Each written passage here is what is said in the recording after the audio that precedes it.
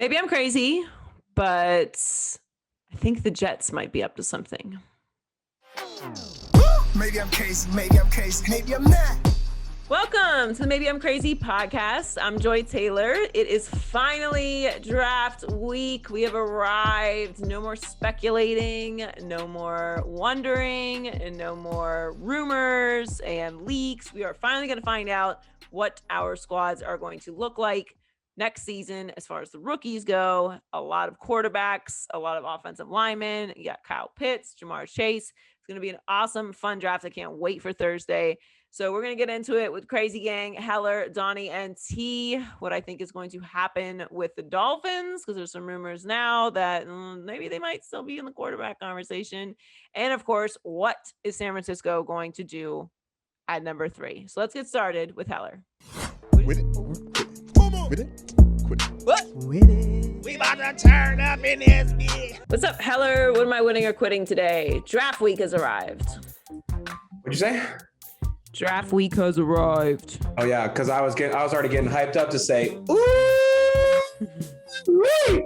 it's draft week, and this year it's all about what my Niners are going to do with the number 3 overall pick. Sure is. My group text threads are extra hypey right now. Will it be McCorkle? Will it be Justin Fields? Or will the Niners take a flyer on TREY LANCE? Only Kyle Shanahan and probably his dad Mike know who the pick will be, but here's my guess. Joy, with the 3rd overall pick in the 2021 NFL Draft, the San Francisco 49ers will select TREY LANCE. Win it or quit it. Spicy. It is spicy, but I'm gonna go no. There's too much smoke. I quit it. There's too much smoke around McCorkle. No. And like I keep talking about you on the herd because Colin and I have been talking quite a bit about, what For real? I gotta check that out. what Niners fans feel about McCorkle. And I keep saying the Niners fans I know in their group chats are not happy with this McCorkle move. Can confirm. If I was a Niners fan, I wouldn't be happy with McCorkle either. By the way, it's Mac Jones. His real name is McCorkle. He's just been disguised as Mac for all this time. Return of the Mac sounds better than Return of the McCorkle. Yeah, Mac Jones. Mike Jones. His real name actually is Mike Jones. It's Mike McCorkle Jones, and he goes by Mac.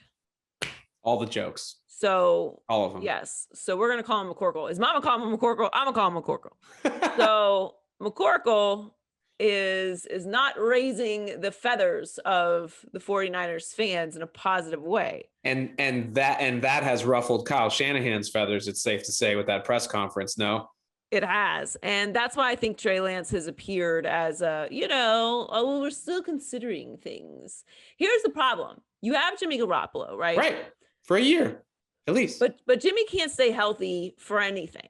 So he only has trade value right now. If you put him out there and his fragile self busts something else up, then he has no trade value whatsoever. Right now, there's still Jimmy was like in that Super Bowl not too long ago, and we know he's fragile, but maybe if he can keep it together for a year, maybe we can have the same kind of success. So they're going to try and trade Jimmy G, but trading Jimmy G leaves you without a transition from your rookie number 3 overall pick into your season. So who in theory is ready to play right now? Well, that's McCorkle in theory. Now, look, I don't think McCorkle is here's what we do know, right? We do know that there's 5 quarterbacks going to be taken in the first round, at least. Okay. And they're not all going to work. It's just, it's never happens. It's not one of those things where nothing is impossible. Like, it's just not, they're not all going to work. Can't win with them. Won't do it. It's not going to work. There's going to be at least one that is a complete and utter bust. Maybe 2 are like, okay, maybe 1 works. If I works, is a consistent starter, and maybe 1 wins a Super Bowl at some point in their career. When we're talking about first round quarterbacks, there's not that many first round quarterbacks that go on to win Super Bowls. It's not a lot. So, we really have to consider what it actually takes to be a quarterback in the league, what it takes to come in right away and be successful. and what the situation is with the 49ers. Kyle Shanahan isn't on the hot seat, but he can't just chill. Like, he can't develop a quarterback for the next 3 years. And I think Trey Lance needs at least a year because he hasn't played football in a while. Football, no, yeah. To develop into a starting NFL quarterback, which is fine. He deserves that. All these rookies deserve at least a year. But the problem is that division, you really need somebody who can play. And like, I don't know if outside of Trevor Lawrence, if you can really count on anybody coming in. Now, I was originally hearing that it was Justin Fields. His name has disappeared completely out of the conversation with the Niners. I think Justin Fields is actually the way to go. Yeah. But I don't know. I'm not hearing it. So if I had to put my hard-earned money somewhere on what the Niners are going to do, I'm putting my dough on McCorkle. Dang, Joy. You got more dough than me, too. This sucks. So here's what I'll say. I'm still what I'm hopeful for. You covered the legitimate football analysis here. Now let me just talk about Niners fans' fears and wants and desires and all those things. My hope is that Kyle Shanahan, like his tight end George Kittle, who's got the sweet Joker tattoo on his arm, has a little bit of Joker to him. That press conference, there's something going on that I don't quite understand. And then when it all shakes out, the Niners are going to look like geniuses and other people are going to look stupid. That's my hope. But in reality, how I really feel about it is that I thought this was going to be fun. I thought that being the belle of the ball and everyone talking about you was going to be exciting and new. Because not normally, but of late, the Niners have been either either having a quarterback and picking a D lineman if they're early. We're not the Jaguars, we're not the Jets. We're not used to just picking over and over and having our season end in April and be all about April. Like, Steve Young, I got Steve Young behind me with Jerry Rice because that's what we're used to. That happened when I was 7 years old, but it was really nice. So it was one of the greatest days of my life. So I say all that to say this. Let's just, whoever we pick, let's not be back here. Let's not return to this place. This isn't for, the first 5 picks aren't traditionally for legitimate franchises. And, we've got 5 Super Bowl championships. So I don't think we need to be picking in the top 5 anymore. So whatever happens, Kyle, John, please make it work. Thank you. That was my TED Talk. All right. Speaking of first round QBs, Tua Tagovailoa remains the man in Miami. No disrespect to Dan Marino for the time being. Just yesterday, a coworker asked me why you, Joy Taylor, were harshing the Dolphins fans mellow about Tua. So now I'll ask you this question formatted to the structure of this segment. Joy, Tua can still be the Dolphins QB of the future, with it or quit it. And that really happened. Before you go, that really happened. Someone who I know who works on the Fox lot was like, you got to tell Joy as a Dolphins fan, take it easy on Tua, I will not take it easy on Tua. I will not. Sorry, Brad. I'm not going to take it easy on Tua. Tua's on the clock. And here's why. He was drafted. Tua time, if you will.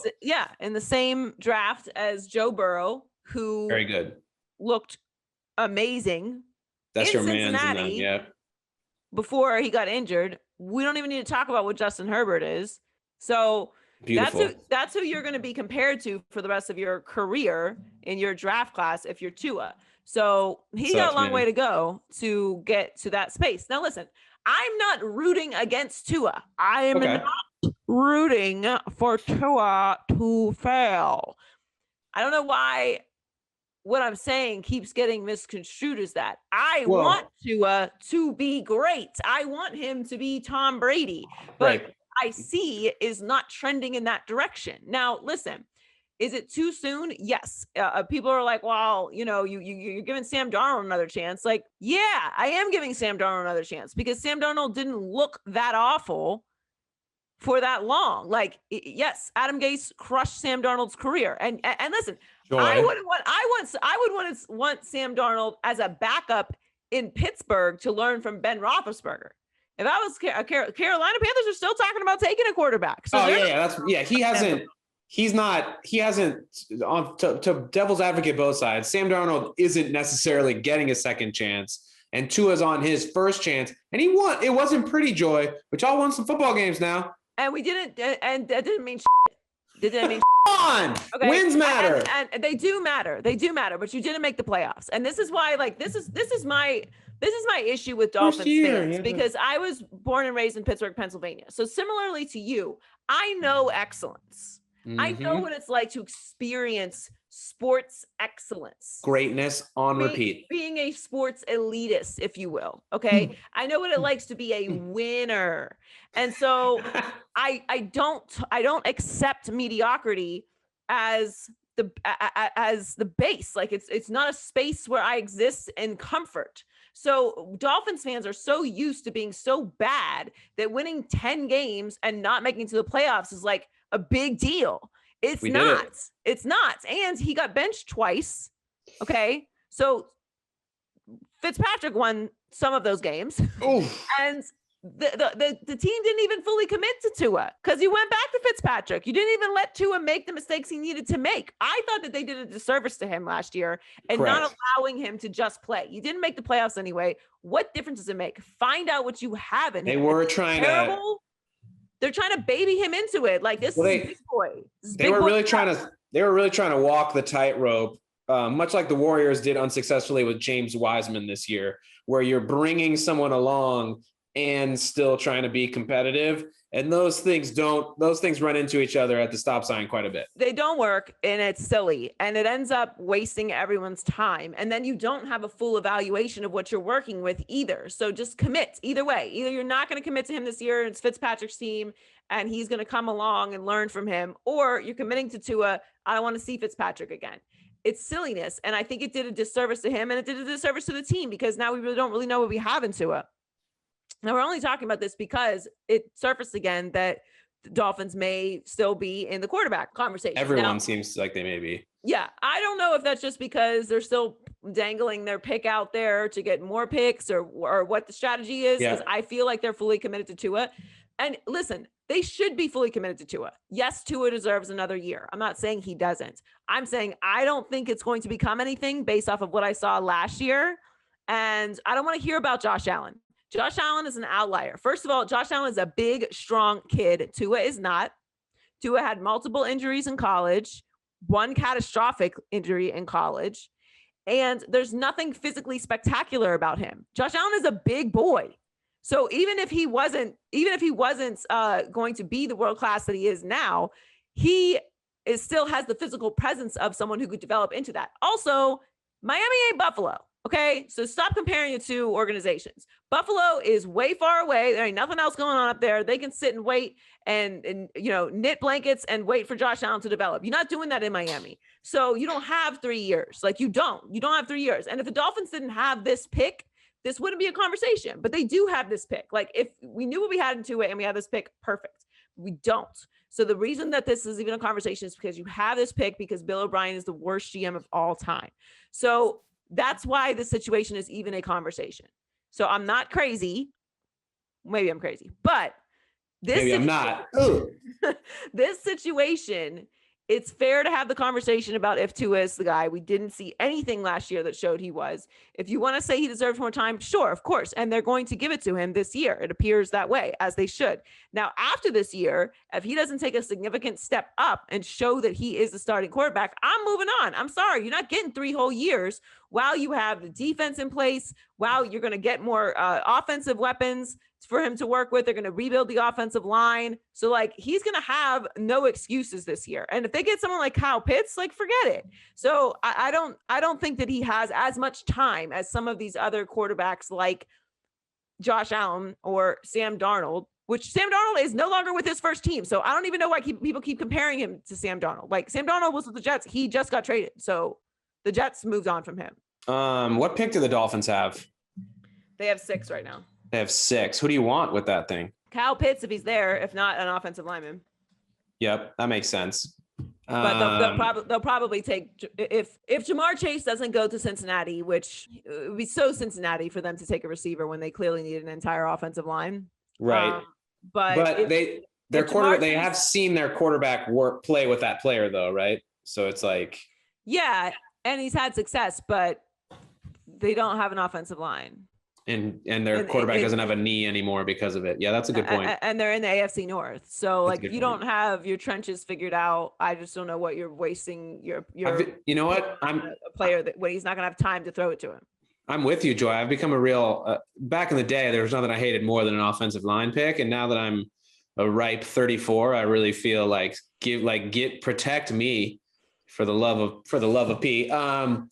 Very well put together, nuanced take, but it wasn't unyielding support of Tua. So obviously that was slander by you. So sorry, based on the internet rules, you're still hating and capping or whatever the kids say. Also, I think to be ironic, I'm going to start a band and I'm going to name it the Miami Knitting Club. What do you think about that? I mean, it gets cold like twice a year in Miami. Yeah, but even when it's cold, you're still at the club or at the beach. Like you're not trying to knit, and that's the joke.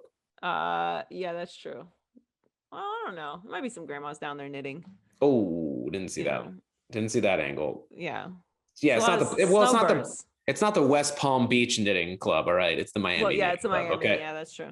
Yeah, West Palm Beach doesn't have the same ring to it.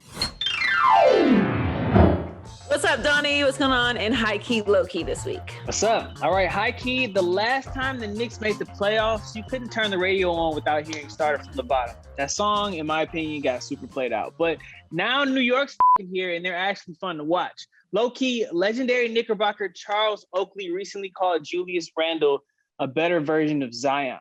Joy, is this crazy talk, or does the oak tree have a point? No, I love Charles Oakley. Yeah, adore Charles Oakley.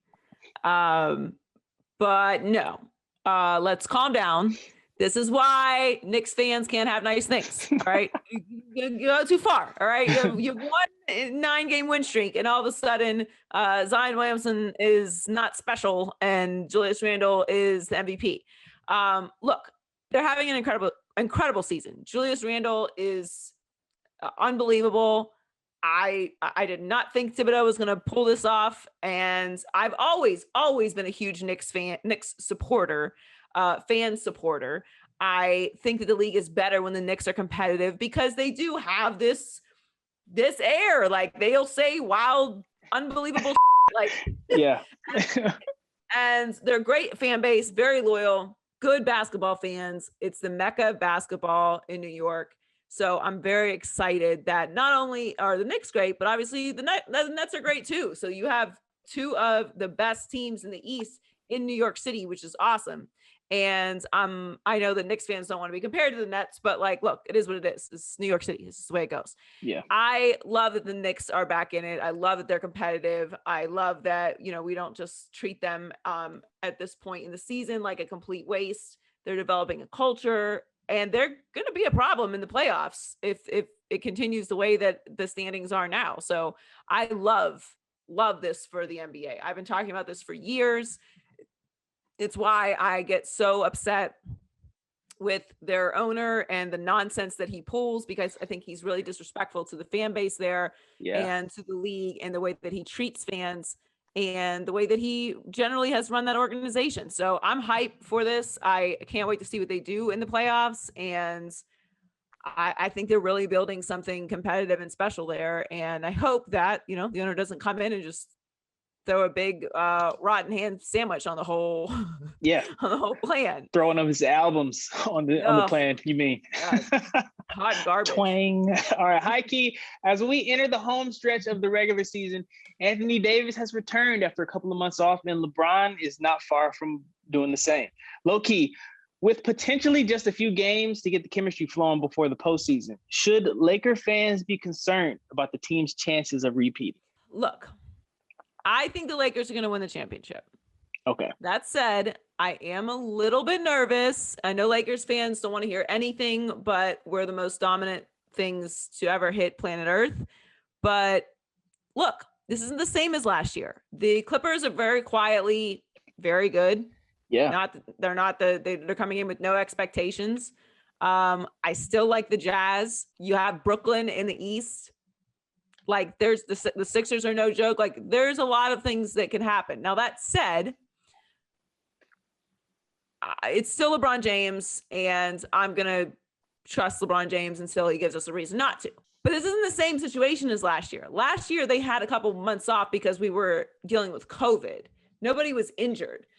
LeBron and AD haven't been out there because they've been injured. It's a big difference. Now, they have an advantage over, say, a team like Brooklyn in that, you know, Brooklyn's been injured and they haven't had their big three play together. They haven't been able to establish any kind of chemistry. They don't know what they have in the postseason. They're a little bit like the Clippers of last year with better players.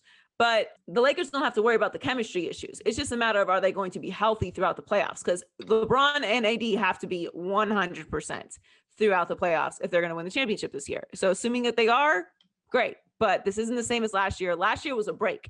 This year, they've been injured towards the end of the season. And as we know, AD is going to take a little time to get back into the flow of things. It's not as simple as, oh, AD and LeBron are back. Like, you still have to get some kind of flow going before you head into the postseason. So I'm still leaning Lakers. I'm not a crazy person, but I do think the Lakers fans have a reason to be a little bit concerned. It would be reasonable to be a little bit concerned.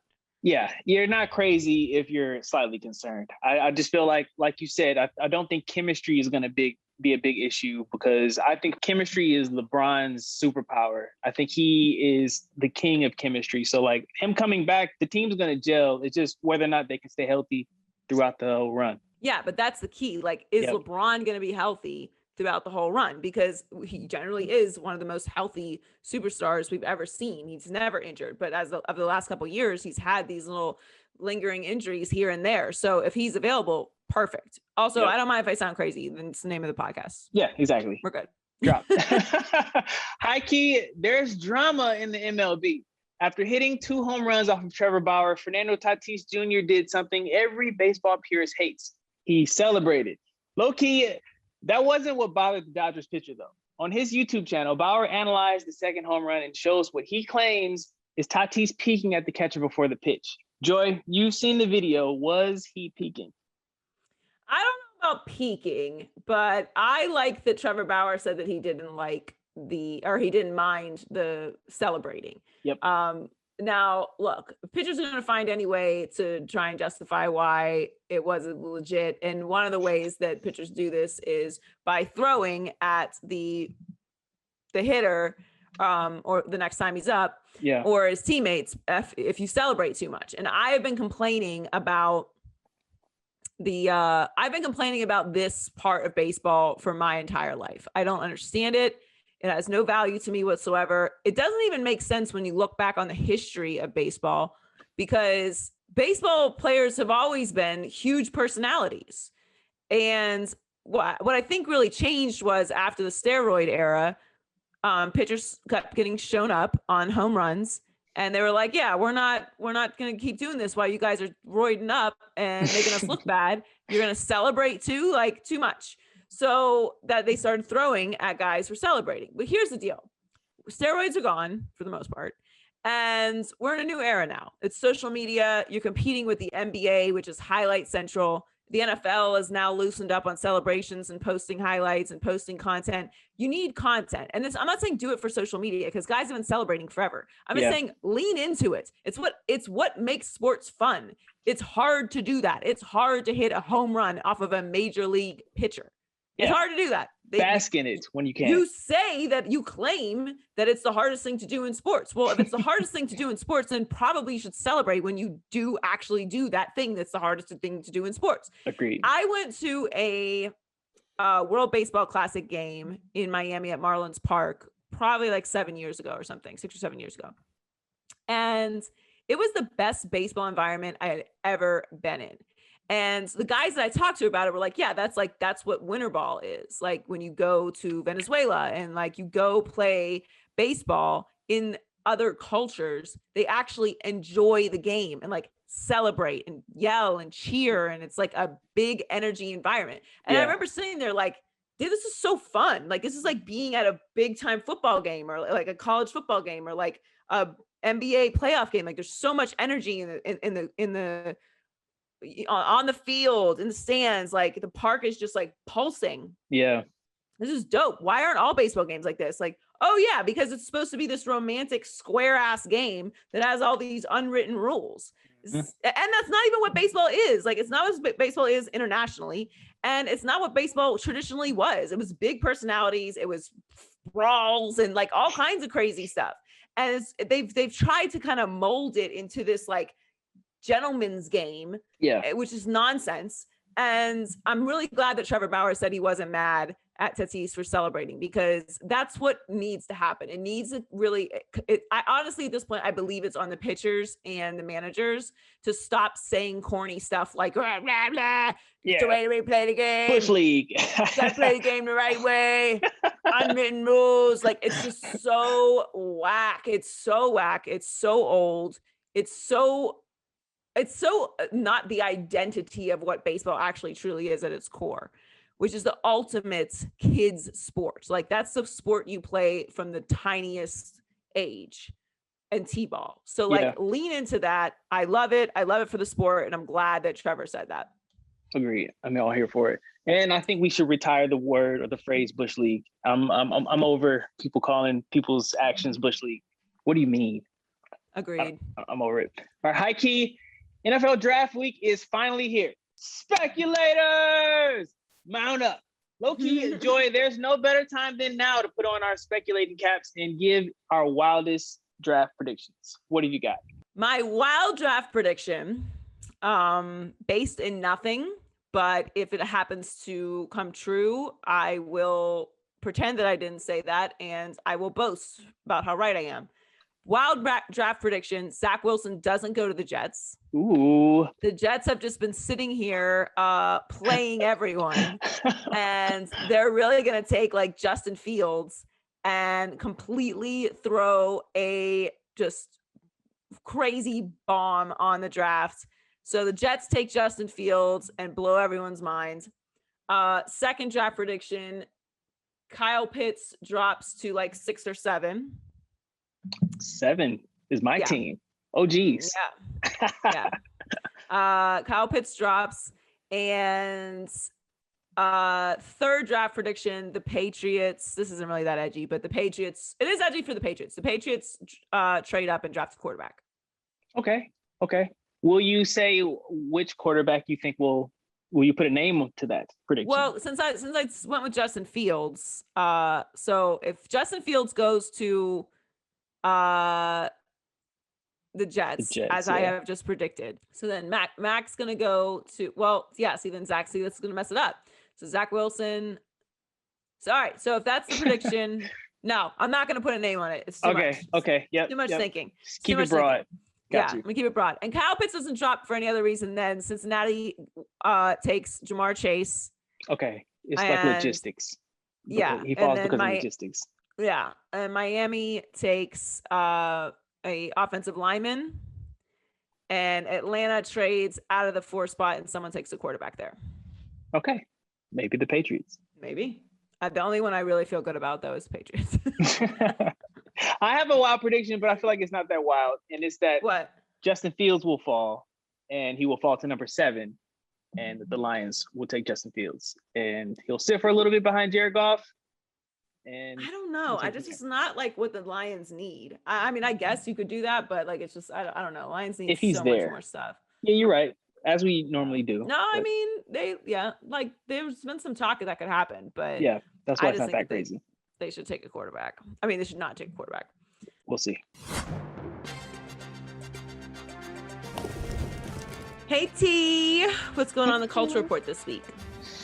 Hey, so the Oscars was this past Sunday, and Regina King and Andra Day were my favorite. They were the best dressed. Everybody looked gorgeous. Angela Bassett and everybody, but man, Regina King, Andra Day, I think I would wear those 2 dresses. Unbelievable. Well, I would love to wear that. It's not gonna look like that on me, but wow, like Regina, wow. Oh wow. From head to toe. She always she is a red carpet killer, but like that look was incredible. It was. Even the makeup and the hair, she just looked good from head to toe. But always. Yeah, it was an amazing look. I agree. Yeah. I definitely love the show though. I love the fact that that Union Station. That was actually kind of cool. I've never seen Nomadlands, but clearly it was their night. They won 3 awards. I know Chloe Zhao won Best Director. She's the first woman of color, and then the second woman to ever win, which was amazing. My favorite speech was that supporting actress winner. It's Yoo Jung-yeon. She's the first Korean actress to win that category. I absolutely loved her speech. I instantly became a fan. And I just love how she mentioned like all the women in the category are winners. They're not in competition. Her little fangirl moment with Brad Pitt was like the cutest thing ever. I've never heard of Minari, but I'm excited to watch it because I just loved her. So I plan on doing that this week. Daniel Kaluuya's speech was also incredible. I just love how he acknowledge like all the other nominees in such like a beautiful way. You can definitely hear how grateful he was to win, and it was just so well deserved because clearly he killed it as Fred Hampton. And the order was a little different. The last award of the night went to Anthony Hopkins for Best Actor, and I know I had a lot of people like on edge because they were like, well, they felt like Chadwick Boseman should have won because he has been winning everything. So I know it was like a big shock, but I mean, come on, Anthony Hopkins is such a phenomenal actor. And I love how he gave his speech and even paid his respects to Chadwick on his Instagram.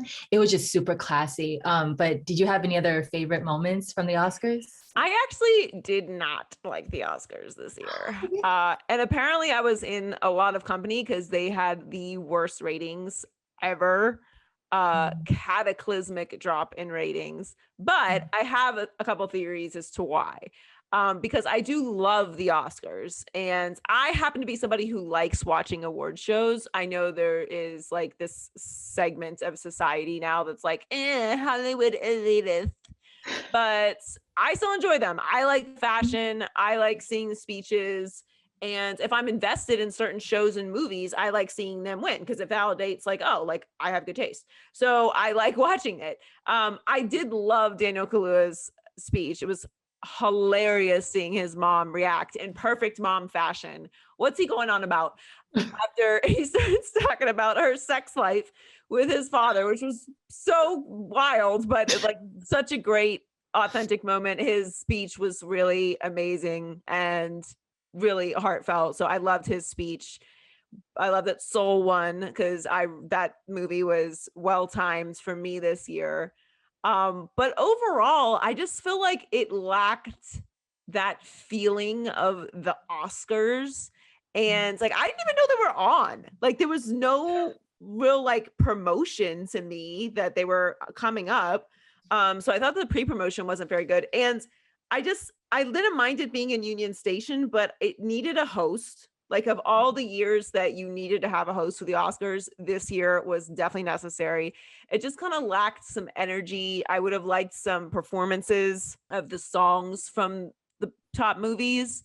I felt like that would have moved things along a little bit more, especially because it was so small and intimate. You want to do some dramatic moments, like lower the lights and do, one of the songs, or, have a like poetry, or I don't know, something that makes it feel like there's like a pulse of the show. It just kind of felt like a graduation for a bunch of people I didn't care about for most of the time.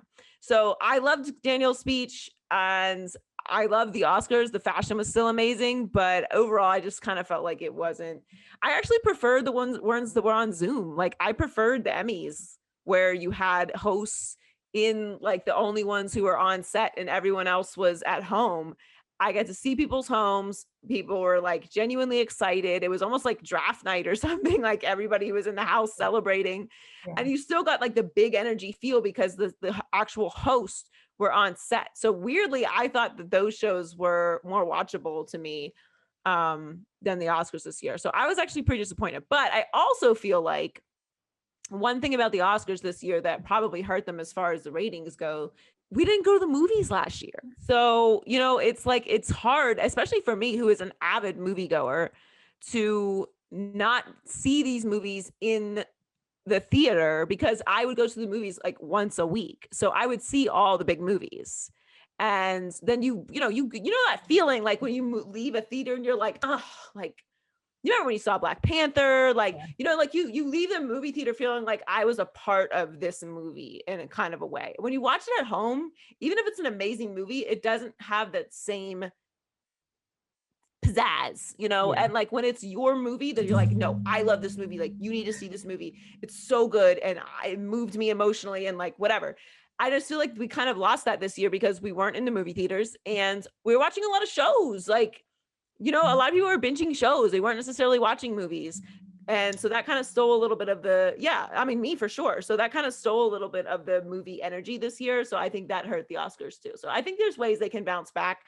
Like, I don't think the Oscars are over, but I definitely think they need to get over this no host thing. Like they need a host. It's very important to keep the energy going and keep the product moving.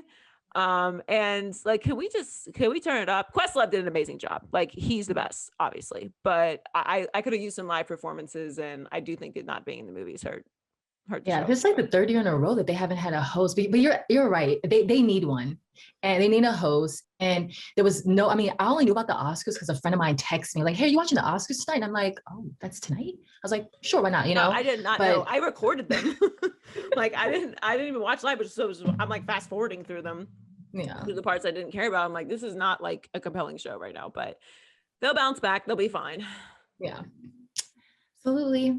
So on the Falcon and Winter Soldier finale, it was announced that Sam Wilson, played by Anthony Mackie, is going to be the new Captain America. And I know in the end of Avengers Endgame, like you see Steve pass the shield to Sam Wilson, but I'm happy to see that he like has decided to accept because he gives up the shield. So what was this a shock to you seeing that he decided to like take on like being the new Captain America?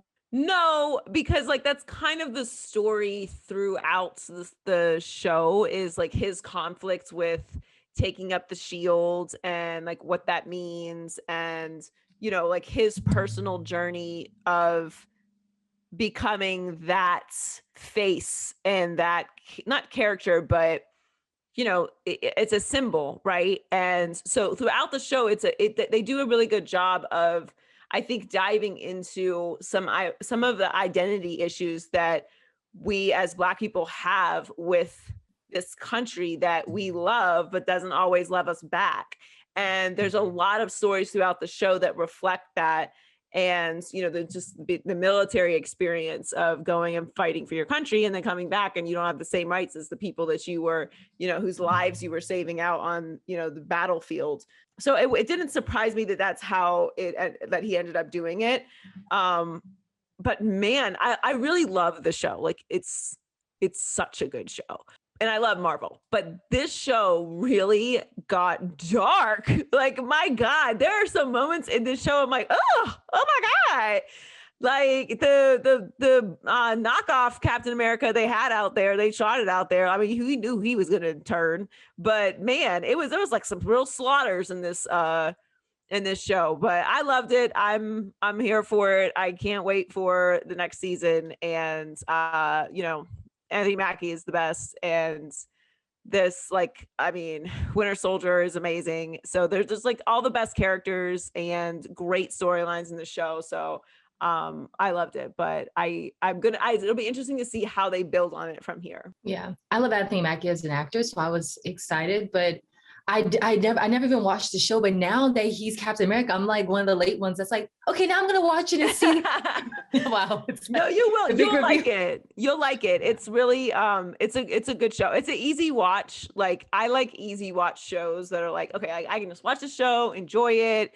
It's not going to give me anxiety like Black Mirror or Handmaid's Tale. Like sometimes I just need like a good, well acted, well written, entertaining show, and that's really what it is. And it has like some great inner like woven storylines to it as well. You'll like it. You'll binge it in one day because that's what you do. Yeah, that is exactly what I do. I started Snowfall, by the way, and I made it to episode. I got through 7 episodes in one day. I actually had to stop. Yeah, T has an issue, if you don't know this, where she'll do things like that. Yeah, like that's a lot. It is. Snowfall's a great show, though. It's a great show. Thanks for joining us this week, guys. Make sure you subscribe and follow us on social media at Maybe I'm Crazy Pod. You can listen to the podcast anywhere you listen to podcasts, on SoundCloud, Spotify, Apple Podcasts, iHeartMedia. Stay safe, and we'll catch you next week after the draft. Maybe I'm crazy, maybe I'm not.